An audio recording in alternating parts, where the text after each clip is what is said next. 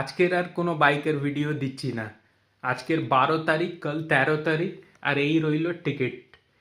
Ticket to the goat concert, Lionel Messi is coming to Kolkata match. সেই রাত রাত জেগে ম্যাচ দেখা, বার্সেলোনার ম্যাচ দেখা, আর্জেন্টিনার ম্যাচ দেখা, হেরে হেরে জেতা, মানে এত হারার পর জিতে যাওয়া। আমাদের তিনটে, একটা ওয়ার্ল্ড কাপ হারলাম, দুটো কোপা আমেরিকা হারলাম, রাত রাত বসে দেখলাম কত ম্যাচ।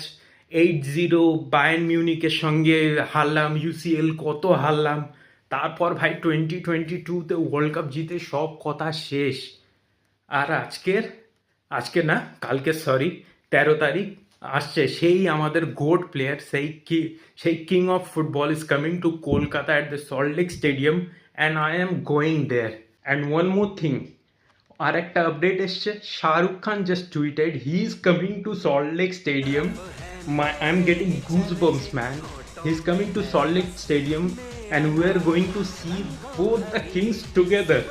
एक the king of Bollywood, एक king of football, एक goat of Bollywood, एक goat of football, both together is coming to Salt Lake Stadium and I am going to be there. দুজনেই আমার ফেভারিট।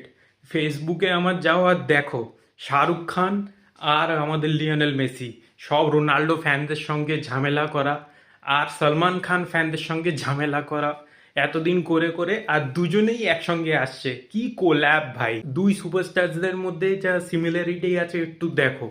মেসি 2014 ওয়ার্ল্ড কাপ হারলো, তারপর 15-16 Copa America হারলো, অনেক দিন কিছু জিতলো না, ন্যাশনাল টিমের সঙ্গে কিছু জিততে পারে না। রোনাল্ডো ফ্যান্সগুলো ওই নিয়ে সব রাগাতো আমাদের। 2022-তে ওয়ার্ল্ড কাপ জিতলাম, সরি 21-এ কোপা আমেরিকা জিতলাম, 2022-তে ওয়ার্ল্ড কাপ জিতলাম, আবার কোপা আমেরিকা জিতে সব ডিবেট শেষ।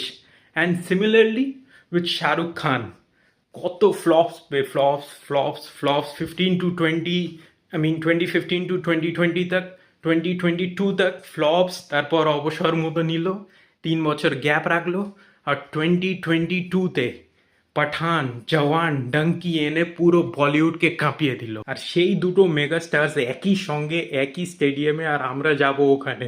তো এবারে ডিরেক্টলি দেখা হবে সল্ট লেক স্টেডিয়ামে মেসি আর শাহরুখ খানের সঙ্গে।